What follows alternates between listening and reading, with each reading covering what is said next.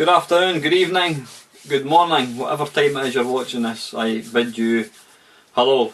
Welcome to the Friday Waffle. I've got it in a wee list here.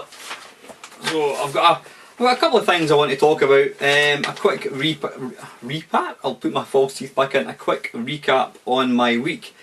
As you know, I was away up at the West Highland Way doing a rather long ultra race. It's 95 miles. Starting in Glasgow, finishing in Fort William. Started on Saturday morning at 1 o'clock in the morning, finished on Sunday morning. Took me 30 hours and 38 minutes, which was an improvement of an hour and 4 minutes from last year, so delighted with that. Sorry for telling you that, because that's got nothing to do with retro gaming, but anyway, that's why I was away for a few days. So my feet are well rested, blisters are healing up well, and I can walk again, so that's a bonus. So yeah, this week, or last week, or this week I should say, gaming wise, what have I been doing? What have I been playing? Because of that, I've not been playing a great deal. Obviously I've been playing my mashups. I've been playing a bit of Watch Dogs on the PS4, quite enjoying that. It's quite pernickety or finicky to kind of get into, because you've got to kind of hack various things, and just trying to figure out what exactly I was doing is taking a wee bit of time. So I'm about an hour into it. Really nice, I mean, lovely graphics. Ava, my daughter, was watching me playing it, which was a bit of a mistake because there's a few F words and a bit of violence, so I told her she can't watch it, which she was a bit disappointed in, but you know, that's the way it goes. So yeah, I've not been playing too much. I said, played a bit of Watch Dogs. Has there been anything else I've been playing? Trying to think. Don't think so. No, there's not been a great deal of playing. Been playing again Mario Kart 8 on the Wii U, so that's all good fun. But right, what's the other things I want to do? I have got, oh yeah, news.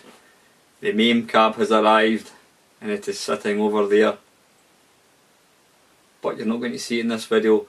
I'm not going to do an unboxing. I'm going to do not a review. I'm going to let you see it in a video. I'm going to make another video later on today. It's awesome. It's actually taken up. It's actually blocked half the light in the room. It's so big, but it's bloody awesome. But I said you're not going to see it just now. You can see it in the video later on. I've got two things I want to talk about today. First one, losing subscribers. Now I'm not in this. Hang on a second. I've got a wee cup of tea and a wee delicious, delicious Nature Valley crunchy Canadian maple syrup. And I'll probably make a bloody mess because you get crumbs all over you when you eat these things.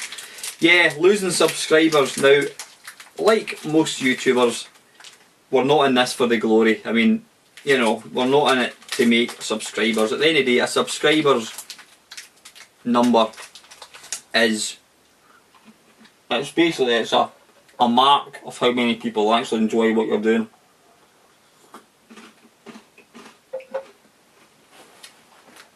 If you've been doing this for 6 months and you've got 1 subscriber,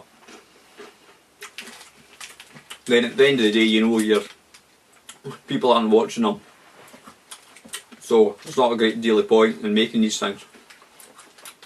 I suppose you could say subscriber numbers. It's a gauge on I suppose it's basically a gauge on how popular you are. How popular your videos are. But as any YouTuber quite new to it like I am, it takes a long time to start getting any numbers. So I should actually have my lunch before I make these things. It must be a Scottish thing, like monkey swaz, eating and drinking on camera. Yeah. It's basically an indication of how popular your videos are. Now my subscribers have grown, I would say quite modestly. They've grown gradually, but I'm up to I think 160, which is great. I'm utterly utterly over the moon with that. I must admit though, when you get somebody unsubscribing,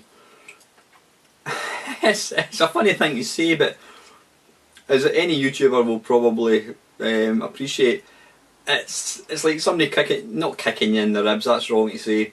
You get a wee bit hurt because you think they subscribe to you for a reason, then they've decided this isn't what they want to see, and you know they don't want to watch any more of your videos, and so they unsubscribe.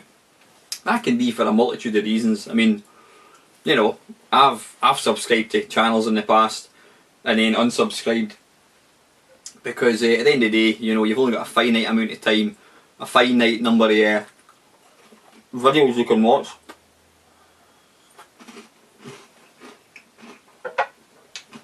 So yeah, it could be any multitude of reasons.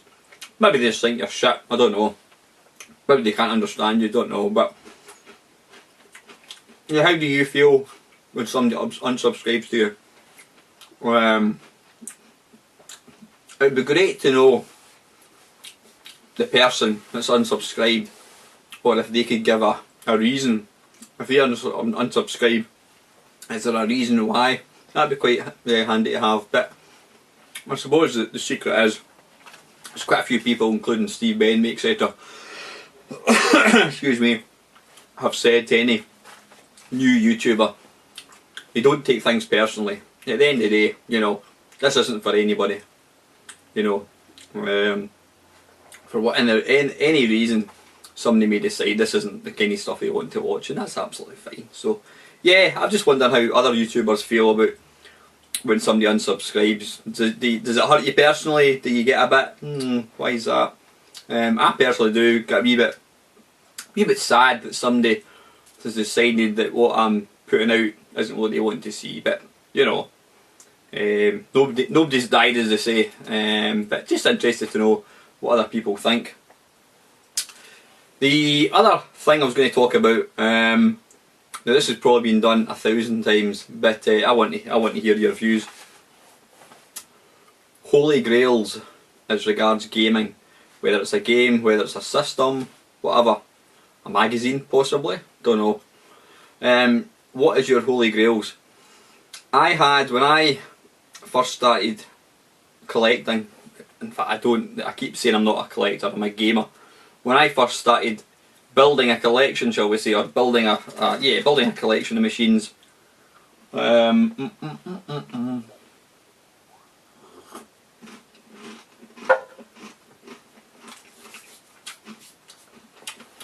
was a few machines that I always would have loved.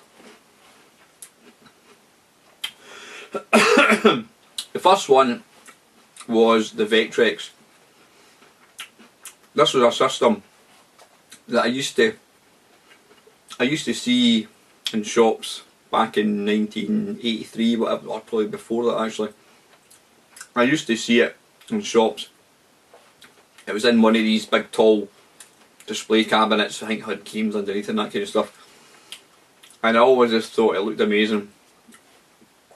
And then as time wore on, as we got into the 80s, etc., the Vectrex was one of these things that I kind of forgot about until, when would it be, 2003 I think it was. I'm going to sneeze. 2003 I was down at, excuse me, I can feel it tickling my nose. Oh dearie me, it'll probably hit me. Yeah, I was down at, it was what was one of the first retro conventions, retro events. It was called Retrovision, sorry, I beg your pardon, Retrovision, and it was put together by my good mate Mark Racing. He put the whole Retrovision thing together, early noughties, 2000 sort of thing, and then over the last 10 years obviously these other big events have kind of taken over. But Mark was the first person that I was aware of that used to put these gaming events together. And I was down there at one, I think it was down in Oxford, 2001, 2000, something like that, 2002, don't know. And somebody there was a Vectrex set up, and you know, I couldn't believe this thing. I mean, I'd forgotten all about it sort of over the last 20 odd years, and just getting to actually experience one at first hand was absolutely amazing. So at that point, I thought to myself, I would love to get one of these things, and I was very fortunate enough to pick up one about maybe 3-4 years ago. I got it for a great price. I got the unit with one controller. I think it was 11 box games. I got it for £100. I actually contacted the guy directly on eBay, made him an offer, and he duly accepted. So yeah, I've got the bad boy sitting over there. Love it. I mean, it's my favourite. It's my favourite machine, without a shadow of doubt. Really love it to bits. It's just so unique. You know, it's never been done since. Pardon me. Yeah, loved it. So that was one of my holy grails, which I've now got. Second holy grail was the Atari 800, the original Atari big tank 800. In fact, if I got it in here, hang on a wee second, guys. It would be rude not to let you see it. Come here, you bastard. Right, come to daddy. Ha! Oh, Jesus Christ, it weighs a bloody ton. Hehehe. Lovely. What does it say in the back? Manufactured by Atari, Sunningville, California. Model number Atari 800 BK002264. I mean, even that is history, folks. I don't know if you'll be able to see that. Even seeing the word Atari Sunningville, that just brings back, that's part of history.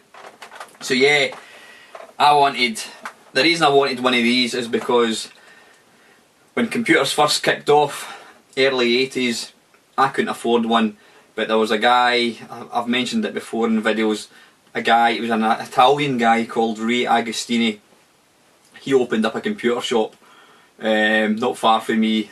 You basically went up the wee stairs into this wee shop. I mean, it was tiny. In fact, I'm going to put this bloody thing back. I'll end up getting cramp in my knees because it weighs up in front.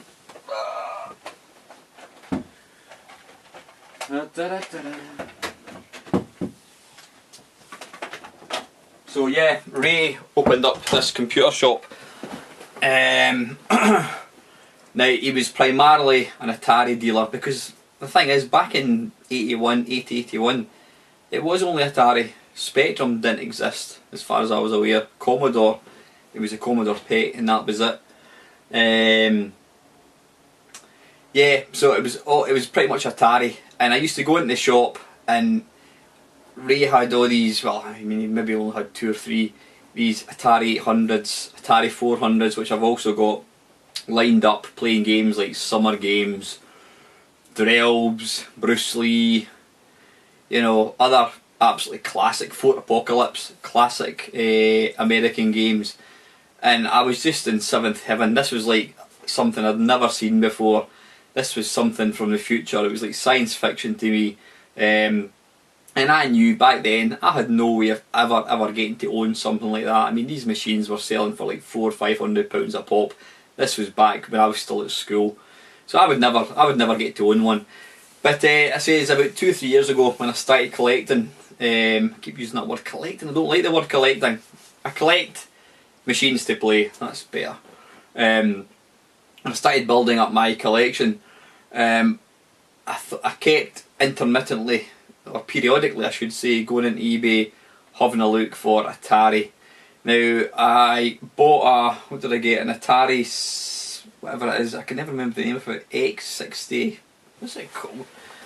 Atari 68, you know what, I can't bloody see the name of it, 65XE, there we go, and it's there. I got an Atari 65XE, which was the successor to the Atari 800 XL. It looks like a kind of miniature Atari ST. Plays all the games perfect, but it wasn't the real deal. It just wasn't the real deal. So I wasn't completely satisfied. Then about a year ago, I was checking for Atari 800 XLs because I remember my mate had one of these, and that was going to be the next best thing. I luckily got a hold of an Atari 800 XL, which was really nice. I think I've got two of them actually. I've got one in the loft, I think. In fact, they're both in the loft because I use the XC because it's kind of smaller. So that was good. But I always really wanted an Atari 800. But looking in eBay, these things go for 200 quid. They go for really sort of daft money. Well, I'm saying that, it's still half price of what it was all these years ago, so pound for pound, it's not bad. The biggest problem is they were released in fairly limited supplies in the UK, so they are very sort of sought after. But I wasn't prepared to pay £200 for a computer that I probably wouldn't use. So yeah, I kind of ruled out that I would ever actually get an Atari 800. Then about, when did it be, maybe 10 months ago, 6 months ago, something like that, as you do, I was kind of going through Gumtree. That seems to be the best place to get stuff. And lo and behold, here was a guy selling an Atari 800 disk drive software for £70. I couldn't believe it. I thought, oh my god. So right away I contacted him, I sent him a reply in Gumtree. I said, is it still for sale? He came back to me and says, yep, still for sale. I says, look, I'm up in Scotland, he was down in England somewhere. I says, would you be prepared to post it? And he came back, yep, not a problem. So that was that. So I paid the money, or was it £100? I can't remember exactly, £80 I think £80 rings a bell. So I paid the money and my good mate Tony collected the stuff, and then he couriered the stuff up to me. And I mean, I got an absolute cracking haul. I got the Atari 800, I got an Atari 400 is included, which I didn't even realise I was going to get. The only unfortunate thing was the case was all smashed to pieces, but I've since sellotaped it all back up. But that was a complete bonus. Plus shitloads, shitloads of software. The original disk drive thing, whatever it is, can't remember the name of it. But yeah, I couldn't believe my luck when I got a hold of this thing. So I don't use it. I mean, I've got the 65 XC as my sort of working computer for playing Atari games, but I absolutely adore the Atari 800. It was the first computer that I ever really saw. It's got just to even look at the thing, brings back so many happy memories. So yeah, that was the main one, and then the last one probably less so. But when I saw it, I thought I want one, was the Virtual Boy. Being a member of the sort of little Edinburgh retro club that I go to, one of the guys brought along a Virtual Boy, and I'd actually seen one at that Retrovision event 10 years ago, but I never tried it. I think I remember looking at it and thinking, sort of dismissing it as a piece of shite. But when my mate Bill brought his along to the retro club about a year ago, I just thought, what an awesome piece of kit. Really cool, completely unique. I mean, that was doing 3D 10 years before the bloody 3D the 3DS. In fact, probably more than 10 years ago actually. I think it was 92 or something that came out. So yeah, probably about 10 years. No, 20 years. What am I talking about? I think it came out maybe 92, 93, something like that. So yeah, about 15, 20 years before the 3DS. I don't know if anybody's actually tried a Virtual Boy. It is awesome. Yeah, it's not the kind of console you would want to use for any length of time. You'd end up getting a migraine headache. But see, it's just it's part of the collection, something that you can just dip into for 5-10 minutes. Absolutely love it. So anyway, I'm jumping ahead there. Yeah, so when I saw Bill's, I thought I would really like one. Again, they went for daft. They go for sort of daft money on eBay. And again, I thought, I'm not prepared to pay a massive amount of money, because it's not the kind of console, it's not like a 360 where you can sit and play it all the time. It's something that I wouldn't play it for any more than maybe 5-10 minutes, because, you know, apparently it gives you, it can induce headaches and God knows what other kind of diseases. So, but I knew I wanted one, and then as luck would have it, I posted on one of, there's a forum that I've been a member of for years, I posted on that about, I think I was actually I was looking into the possibility of getting one imported to America, and I was asking one of my mates who lives in America how much it would cost for postage, etc. And one of my mates, Chris, he says, look, I've got the Virtual Boy, he says, I don't use it, if you want it, it's yours. So I bought it. I can't remember how much I paid for it. I got it for a really cracking. It was something like maybe £120, and that came with something like 10 games. So that was an absolute steal. So yeah, I've now got that. So yeah, I've got, these are primarily my 3 holy grails. I've got my Vectrex, got my Virtual Boy, and I've got my Atari 800. The big tank version, weighs a bloody ton. Any other holy grails I've got? I can't say I have. I mean, this games room that I'm sitting in, it's a box room, it's a tiny room. I have literally got, it is bursting at the seams. I've recently brought in my Xbox, which is sitting in that corner, and I've got the Jaguar as well, so they're kind of 2 new additions to the games room. So I think at my last count I've got 20 systems all plugged in and ready to go, and obviously I've just got the MAME cab, which arrived last night, which I'm going to do a video on later on today and let you see it. So yeah, any other holy grails, I say there's nothing really else that I want. The only one thing I would like, and it would purely be just to have it because it's part of history, and it is the holy grail for most people. It's the Jupiter Ace. It was a little white, cheapo looking computer which ran 4th. Every other computer ran basic. This one ran 4th. It's just, I mean, it goes for about 200 quid. I know Steve Bainby's got one. So if you're ever selling it, Steve, yeah, it's something nice just to have on display. I mean, that literally would be something that I would just buy just to display, but I'm not paying 200 quid for when I could take a photograph of it and display it for free, you know what I mean? But if I got the chance of one of these for, you know, a decent price, I would probably go for it. But apart from that, I think I have got virtually everything that I want. I've certainly no more room. I mean, my attic's ready to cave in, the amount of stuff. I mean, I've probably got more stuff in the loft than I've actually got displayed. Magazines and what have you. So yeah, I think that's it, guys. I've got nothing else to talk about today. I've probably waffled on long enough. So yeah, I look forward to any comments. I says again, if you like the video, I would really be hugely appreciative of you hitting the like button, and if you want to see more videos by my good self wearing my favourite red t-shirt and messy beard, then please consider hitting the subscribe button. And as usual, guys, thanks for watching. Have a nice weekend.